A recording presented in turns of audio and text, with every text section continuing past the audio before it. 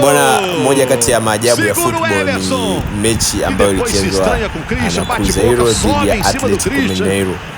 Mechi hii iliisha vibaya mara baada tu ya ugomvi kuzuka baina ya Cruzeiro dhidi ya Atletico Mineiro. Timu hizi mbili zilikuwa zikicheza mchezo wa kuamua ubingwa, lakini ilitokea sintofahamu katikati ya mchezo.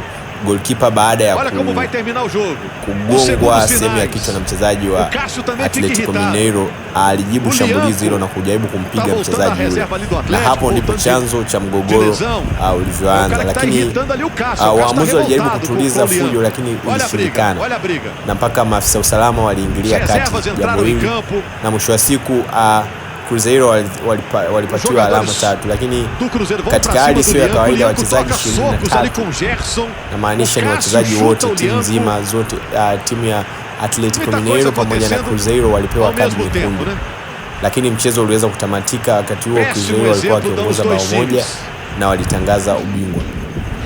Hali hii imetokea na ni moja kati ya maajabu ya football. Haijawahi kutokea kwa miaka hivi karibuni, kutokea mzozo kama huu na referee kuamua ugomvi huu kwa kutoa kadi nyekundu kwa wachezaji wa timu nzima, yani timu ya upinzani pamoja na timu ya ugenini na timu ya wageni. Bwana, hii usiwe mbali na channel yetu uweze kupata updates mbalimbali zinazoendelea na matukio yanayogonga vichwa vya habari vingi sana. Ripota wako mimi ni Rogério. Confusão generalizada agora, o pessoal tentando acalmar um pouco os ânimos, mas